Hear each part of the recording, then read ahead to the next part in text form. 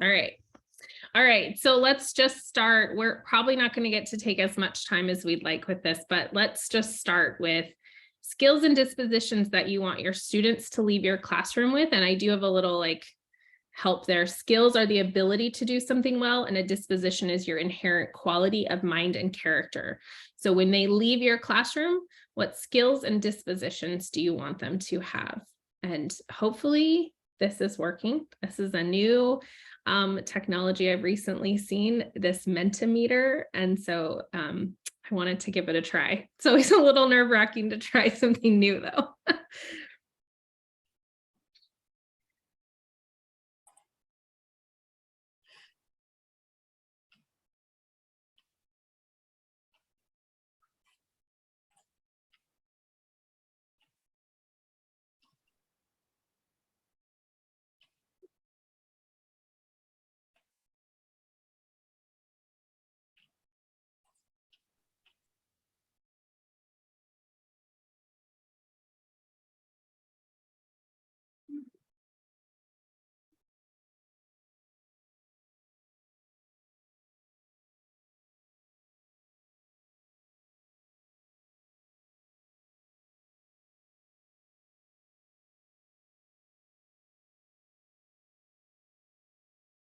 Okay, I think, did everyone have a chance to get, oh, we added more. Oh, good, good, good, good. Yay.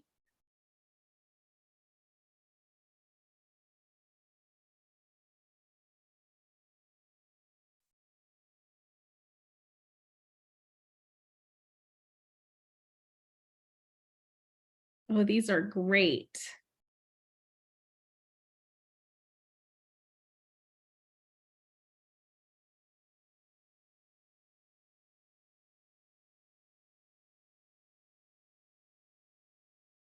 So the ones that are bigger, so this is a word cloud application. I'm sure we've all used like Wordle and other word cloud things. So this is one of the options on this particular program, this Mentimeter, that you can do a word cloud. So as you can see, empathy is really big. Integrity, kindness, growth mindset, and problem solving are all a little bit bigger as well. That means more than one of you has put those in. So this is kind of a fun, program to use in your classroom as well. There is a free version and it allows you up to 2 slides. So you could do this as a warm up and have students come in and pop something in. If you have like iPads in your room or Chromebooks or something like that, you can definitely have them do that. Okay. These are great. You guys feel free to keep going. We'll refer back to this. Okay.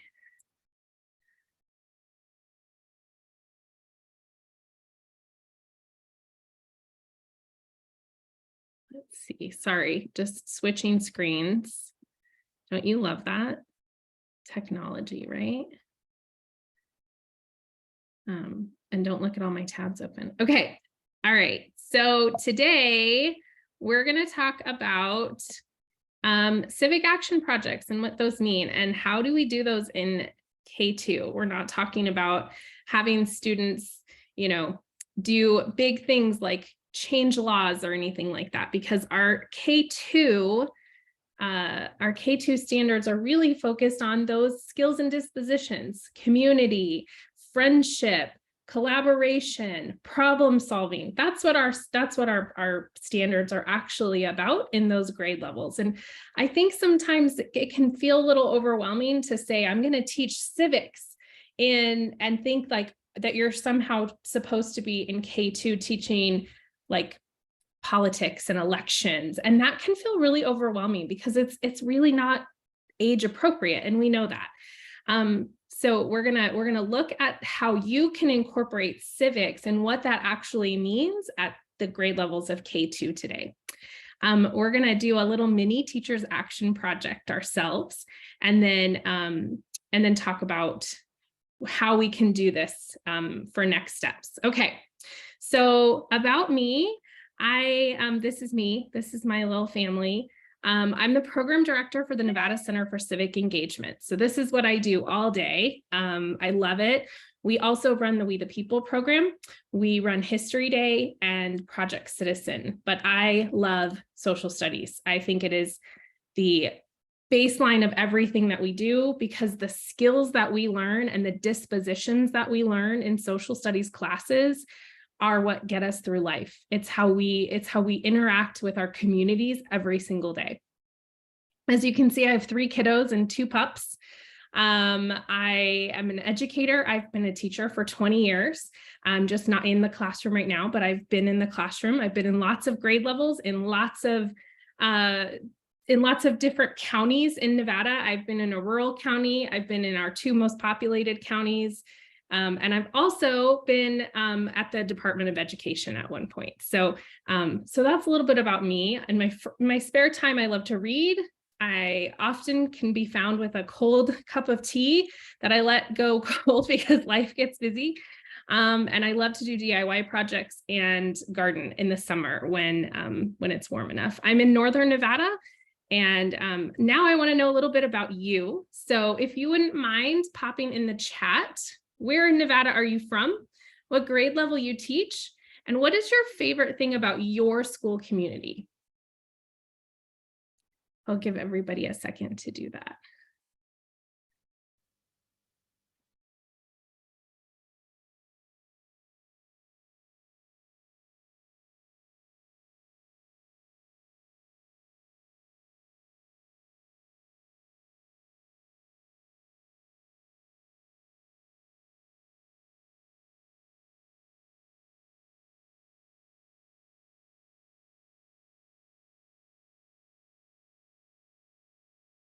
Of course, when I'm sharing screen, it doesn't let me see the chat.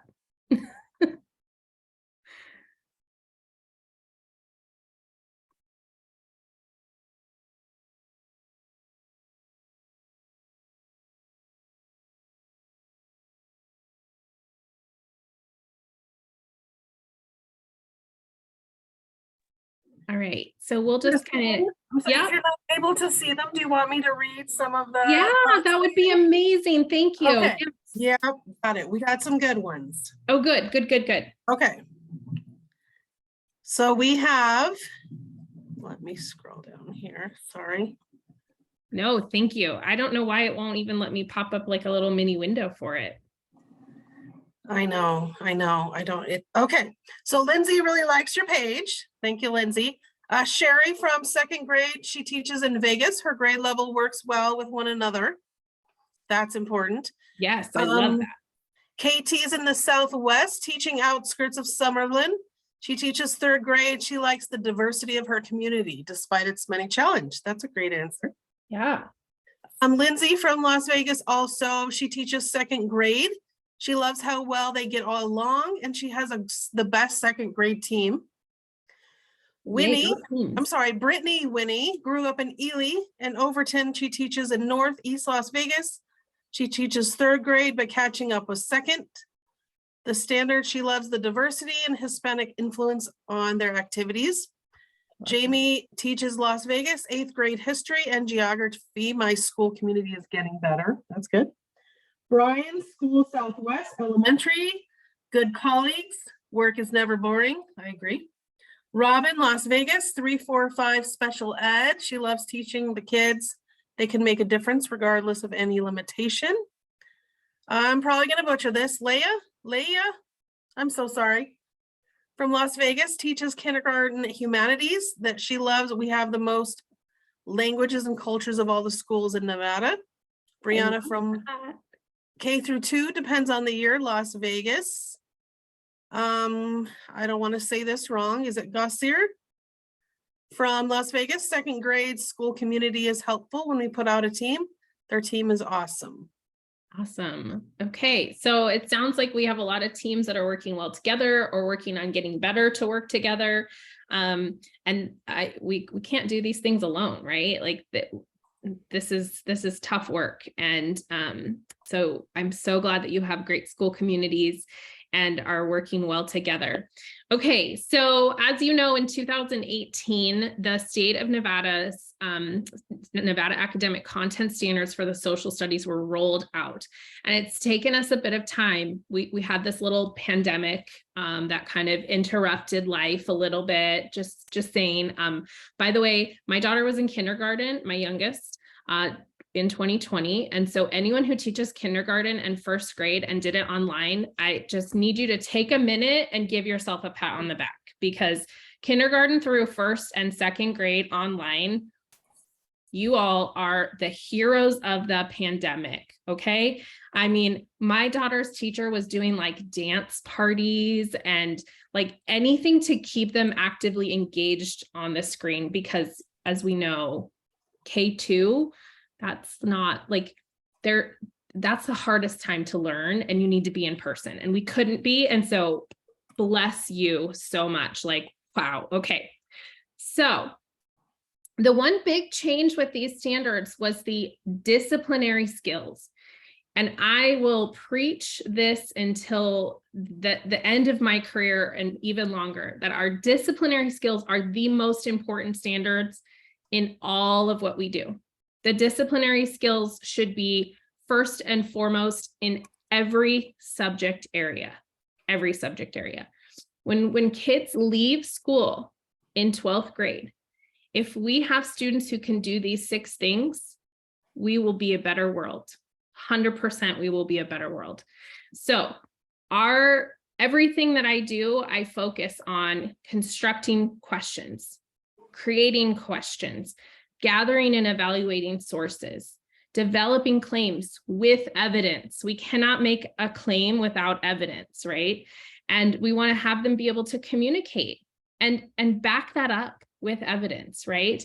And then we want them to take informed action. And that sounds really scary. And I think in some places in the curriculum, it makes it kind of sound like we're asking for you to, get them with signs and take them downtown and have them like stand in front of City Hall. That's not what informed action is. And that's not what a civic action project is. So we're going to talk about what it actually looks like. So this is where those disciplinary skills came from. It came from the C3 framework inquiry arc. So feel free. I just wanted to share that with you in case you weren't aware of where they came from. So feel free to do some, quick Googling on this. There's a couple of really great articles that explain kind of this process of how we get kids through inquiry and why inquiry is at the core of what we do in social studies.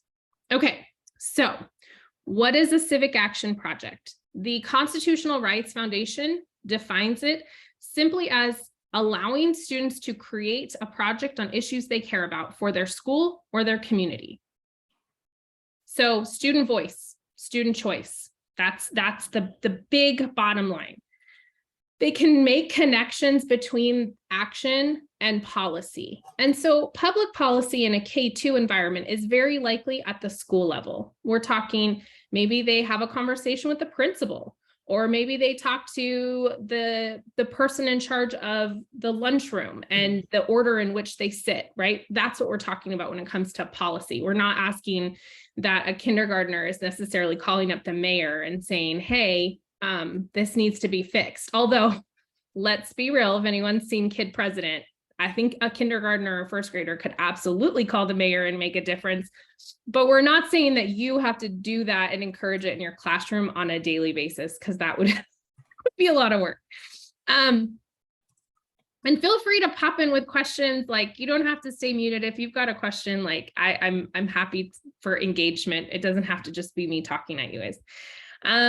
This is really, really important, that a civic action project should 100% be an SEL lesson for you, right? Because it's going to embed responsible decision-making, self-management, self-awareness, social awareness, relationship skills. We know what the big circle of SEL looks like, right? If especially in grades K2, we're really, really looking at their relationships with each other, and that's how they become a community.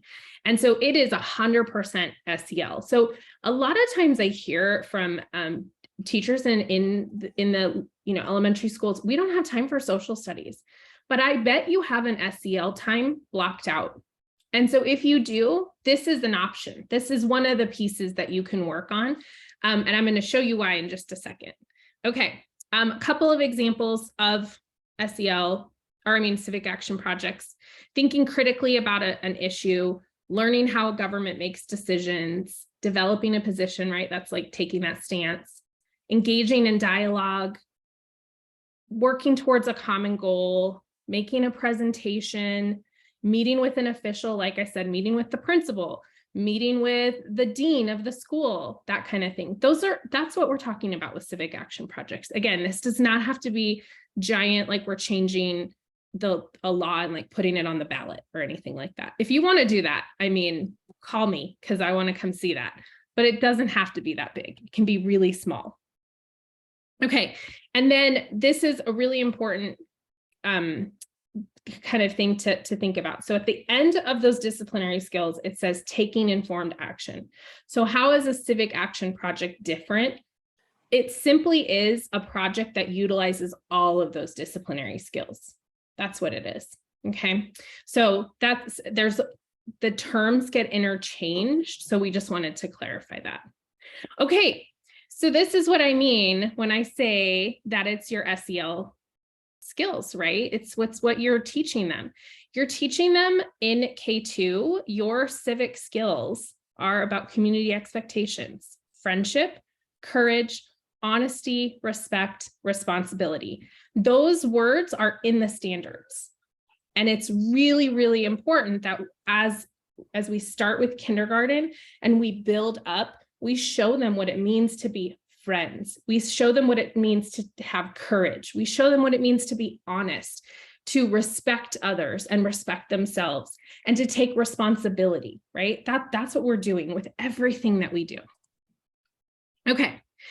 So, and then in the 3-5, just so you know, just because I know that we really look at that long term, it's going to build how we take those 5 ideas of friendship and courage and respect and responsibility, and how do we look at that on a grander scale of our state, our world, and our nation. And that's what we're going to do in 3-5. So for anybody who works with the older grade levels, we still embed the SEL, we still build on every year, and we still want to see some collaboration amongst grade levels. And you'll see how we can do that. Okay, so we're going to go back to our little Mentimeter link. So hopefully you just still have it open. I think I have to hang tight. Sorry, guys, have to stop share. I think I need to advance it to the next slide though. So maybe, oh yes, here we go.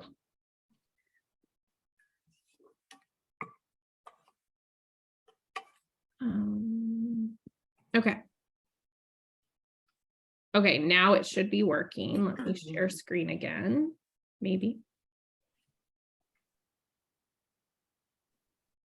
Okay, so we know how important books, especially picture books, are. Let's be honest, I also taught seniors in high school and they love picture books. So can you guys see the Mentimeter page now? Just making sure. Okay. Just a thumbs up for anybody, that'd be great. Okay, so what are your favorite books to use in your class? And I'll make sure that you all get this shared with you. Any books about friendship, courage, honesty. It doesn't have to be about all of those things, but any picture books that you love to use.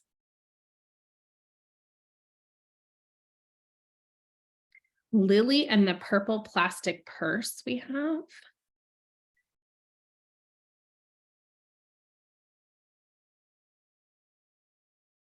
The book is called Boy. Okay.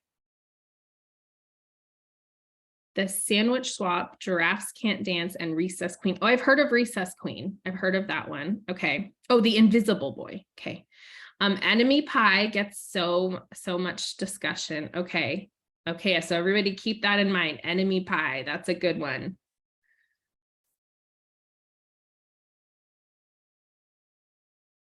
Can I be your dog? We don't need our classmates. I feel like I need to look that one up now.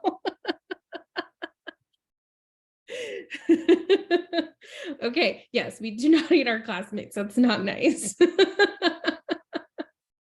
Okay, any others that you want to share? These are great. These are great. Okay, Emily, how are we doing on time? I feel like this one's really quick, so I'm almost done, right? You have until 12, and I'm going to send out the session survey about 2 minutes before 12. Okay, okay. All right, so this is like the worst, you guys, the sharing of this. Okay, let's see if this works. Okay, can you see the presentation again now? Yes, okay, Lindsay and Robin and Kelly all gave me a thumbs up. Thank you. I can only see a couple of you. Okay, so real quick, here's a preview of what kindergarten through second grade looks like in the Civic Action Project document. These are just suggestions, but what they'll have is kind of an outline of like what these lessons could look like and how you would do them. Like, here's your warm up. Here's what the students would be doing. Here's the materials you need. So it's a really broad lesson outline, because then obviously you're going to want to take like those books that you want to share, and you're going to make it your own, but it's going to give you kind of the start. So this will be published by NDE within the next couple of weeks, hopefully. We just have to go through a couple of channels to make sure that it's approved by all the people. So in kindergarten, the first project would be writing a book for the incoming kindergartners to show how to be part of that school community. So maybe you model it off of Don't Eat Your Classmates. Maybe you model it off of that. And you take a book that your kids really loved and you model it to, to kind of show the incoming kindergartners. And there's some technology ideas in there and things like that. Another one is before the first set of conferences in the fall, you could create a bulletin board that shows examples of how you work in your school. How do you, invite somebody to sit at your lunch table, asking somebody to play on the playground, like how does that work in your school? So they're really simple activities that should only take you a couple of days at like, maybe 20 to 30 minutes, 40 minutes at most, depending on where your kids are at and how involved they get in it.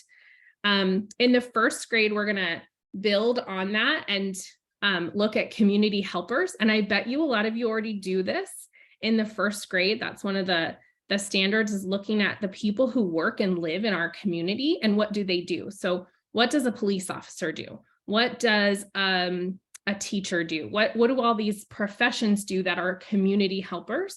And then they would conduct a presentation, right? So then the students would share what those people do, and bonus, invite some of those people in, right? Bring a firefighter in, bring a hairdresser in, bring, anybody who could be considered a community helper. And there's some great resources with some flashcards and some videos in that particular lesson. And this one I think is really fun. You could create a mailbox right outside of your classroom to have students around the school drop notes in about when they've caught somebody else using those examples, right? So if somebody showed courage or respect or great friendship, they could kind of be like nominated to have their story shared. And the first grade classes in your school could be responsible for pulling all those stories together and working with the administration to honor those students for following the community expectations in your school. So I think that one would be a really great way to really involve your whole school community as to what your expectations are. And so whatever your PBIS system is in your school, you could really incorporate it that way. And in a second, I'm going to unshare so that I can see everybody, and then I can hear what you guys are already doing for these things, because I think you're already doing a lot of them. And so you can just know that you're doing a great job of civics in your classroom already. Okay. Once we get to second grade, we're looking at our national identity and culture. So we're going to start bringing in culture. So think about maybe a bulletin board or a poster project on individuals who have positively contributed to the United States, using those examples, like how have they shown respect? How have they used friendship? How have they shown courage? Those are really great ways to pull those concepts in that the students have been learning about for a couple of years. And then this could be really interesting to think about diverse cultural celebrations and finding a way to do like a letter exchange program with either another school or a senior citizen's home to celebrate those cultural traditions. Okay, so I'm going to stop share so I can see you all because I can't see you guys. I don't like that. Okay. There we go. Okay. So what are you already doing in your classrooms to encourage the ideas of friendship, courage, respect, any of those ideas? Just feel free to unmute and share out loud. Or we can do in the comments if you like you don't have a mic that's working, that's okay too. I can now see the chat, Emily, since I unshared. Okay. In the winter, our school has classrooms pick a culture with a winter, and we share it with the other classes. Oh, and teach them. I love that. That's fantastic. And, you know, there's so many cultural traditions this time of year coming in from fall into winter, right? Because there's a lot of different harvest type festivals in a lot of cultures because so many cultures started as agrarian societies. So I think that this is a perfect time of year to start embedding that in your classroom. Any other ideas that you're doing? I love little libraries. That's amazing. Yes, I love that. I love that, Kelly. Thank you for including so many other festivities during this time. That's great. And then Jamie says we have a unit on culture. We do focus on religions because yeah, you're right. A lot of we are unique in the sense that we have a separation of church and state, but we definitely have Christian foundings in our country, but we have a lot of people who celebrate other things. So I think it's important that students start to learn that. Yeah. Oh, how fun. I love that. A multicultural Thanksgiving so that everybody brings in their own dish. That's really cool. I like that. Okay. And so Lindsay talks about how people came to America, right? So all the different ways in which people came here. And some of those stories aren't great and it's hard to talk about. And that's one of those concepts, right? Teaching about courage and teaching about friendship and how we can today celebrate those people and honor that maybe some of that wasn't as pretty as we'd like, right? I think that that's really, really important. Okay, we're going to go back to this. We're going to power through, guys. Okay. So I would love to know now about any stories of teachers. This is our own little mini action project that this is a super short session, guys, so we have to do this quick. Sorry about that. But share any stories that you have in that Mentimeter code link. I think I have to advance it, but about how those teachers have shown honesty, respect, friendship, responsibility, or courage. So basically, you're taking a minute to kind of nominate another teacher in your building for doing awesome work. Does that make sense? I hope it does. Okay, I think I have to move it to the next screen. This is the complication of this little program, but it's really cool, like the end result. Okay, here we go. This should work now.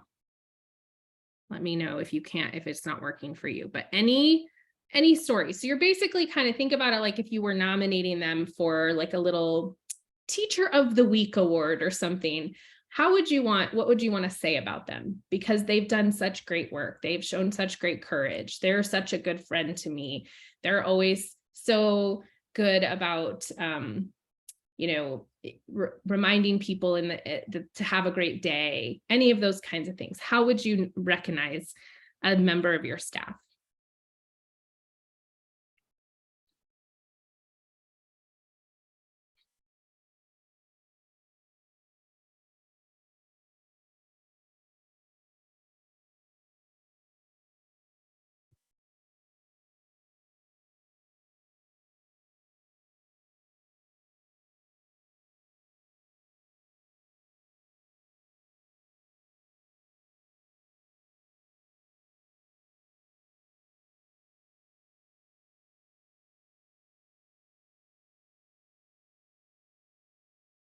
I love that. Okay, so our first one coming in. I don't know what that acronym stands for. That's a new one for me. But I love that this teacher is always smiling and using encouraging words. Honey, I don't know. Honey, give me 5 minutes and I'll help you, okay? Okay. It's always using encouraging words and smiling no matter what the situation is around her. Library aide makes sure to say hello and good afternoon to every child. Oh, I love that. Emily, I think we have one in the chat. Maybe somebody who can't access the code, which is totally fine. Okay. This person is a wonderful addition to their staff. They've gone out of their way to greet each student they come across, even if they're not their sibling, and she tries to learn everybody's name. Third grade teammates have really persevered after someone quit. Oh, that's rough when there's random subs, and really we all know that means we're all filling in, right? The 8th grade math teacher is a little quirky, but the kids love him, and he's always staying after school to help students with homework. My team takes extra students when a team member is absent with no complaints. And I know that a lot of you have had to handle that this last couple of years with shortages and people out sick for extended time. So pat on the back for taking extra kids on, because it's really different than prep coverage in secondary school. We know that you just get a whole bunch of extra kids in your class when somebody's out, and that's tough. Okay. Her teacher's her favorite. She's really good at building friendships. And the library aide has a lovely disposition and always tries to bring a smile onto everybody's face. Oh, I love these, you guys. These are amazing. Thank you. Emily, did we have one in the chat? We did. Okay. So Robin put at her the SBTAs, her special projects teacher aide, and her classroom aide smiley face. Oh, okay. I love that. My classroom aides were my favorite too. I loved my classroom aides. That could not have done my work without them for sure. All right. Okay. So I'd love to hear, what do you already do in your community to recognize these people? Or maybe what could you do to start recognizing people in your community? What's a way that you can take action, that you can take civic action and think about your school community using the concepts in those K-2 standards? How can you take a little action in your school community? And I think if we click to the next Mentimeter slide, it should maybe, nope. We're not going to have time for that. So, okay. My goodness, you guys, this is not what when I played with it, it worked better. I promise. Okay, here we go. How can we honor these teachers? Now we're on the next slide. So hopefully if you click back up to your Mentimeter that you were on, it's working now for you to share some ideas for how you can honor them. Leah, I see you multitasking there. I see you. Just recognizing our multitaskers here. I bet quite a few of you have other little people that it's the weekend. So I see you all being here on the weekend, and I just want to recognize you for that. Thank you for taking time out to be an awesome teacher. Okay, we can do some staff spotlight. So there's ways to do that on your school website. You can do that on overhead announcements at staff meetings. You're already doing shout outs during morning announcements, leaving notes of encouragement and treats in mailboxes. Who doesn't like getting a surprise in the mailbox? I love that, starting the shout outs at the beginning of the meeting so that everybody's like feeling pumped and positive before you move on to the meeting. That could have been an email. Oh, wait, no, that's just my meetings. Just kidding. Shh, I didn't say that. Okay. Oh, PBIS. Let's see if it'll let me scroll down a little bit to this one. We could start giving PBIS points to increase their purchasing power. So you could give them some points, like however your point system works in your school for like the student store, that teacher, her class could be rewarded for the amazing work that the teacher's doing, right? Because she's being a role model. That would be incredible. a shout out board in the staff lounge. You know, if you're not in an overcrowded school and you still have a staff lounge, do it. Yes, I love that. Shout outs in staff meetings, personal cards and notes. And, you know, if you do see somebody, even if you don't wind up, you know, going back to your school and mentioning to your principal or whoever's in charge of this kind of thing that, hey, we should be doing this kind of thing, like just write a little post-it note and say, you know, I really appreciate you. I saw you do this and this was so great. Like those are, gosh, those are just things that we all need to hear regardless, right? Emily, we have a bunch of chat I see, so I don't know if there's some more ideas in the chat. No, I just sent out the survey. Okay, because we're out of time, huh? We have an exciting announcement though, that someone came into our session, they sent me a private message that we had a raffle winner for civic books in this session, and they have chosen, you're going to get an email. Are you still in here, Kelly Tyndall? They have chosen you. Kelly, yes, it's a raffle winner. You don't have to do anything right now. They will let you know. So congratulations. So officially this ends at 12. What we're going to do for the next minute is you guys can make sure you do the attendance tracker and the session survey. This is session 3. So I put Christine's name and the name of her class. Your next lunch, your lunch is actually from 12:05 to 12:40, and then your next session 4 is 12:45. So finish up your attendance, finish your survey. Christine, you're coming back the same way, so we'll just keep it. I'll probably mute and go off, and we'll come back after lunch, okay? Yeah. And I just popped this last slide up here. This is my email address, and then Janie Maloney is in charge of social studies at the state. But here I am. I'm just chull@nvcce.org. I know most of you are in Las Vegas, but I can Zoom plan with you. Anything you want to do, like, please reach out. I would love to help you implement something in your school, a civic action project in any way that I can help you. I obviously overplanned because I'm an overplanner when it comes to my lessons, because you don't want to have dead time with kids, right? Like you do not want to have I mostly taught middle school my career, so I will be really honest. I overplanned every single day of my career because middle schoolers, if you give them free time, whoo, not pretty. So feel free to write down my email address. I would love to hear from you, and we will be getting these action projects that outlines, the lesson outlines, out to everybody really soon. Like I said, within the next couple of weeks. So that is the plan. And thank you for coming. Gosh, guys, I really appreciate you taking the time to be here with me today. Thank you. Thank you. And I will have this presentation on our website on our presentation materials page. So just go to nvcce.org. And that's it. Someone has asked Christine for your email again. Can you put it? You got lost in the chat. We did lots of thank yous, and someone wanted your email. So I'm going to go ahead and stop recording. Okay. I can put my email just in the chat so you can maybe copy it. Would that work? Sure. How's that? Does that work? Sir.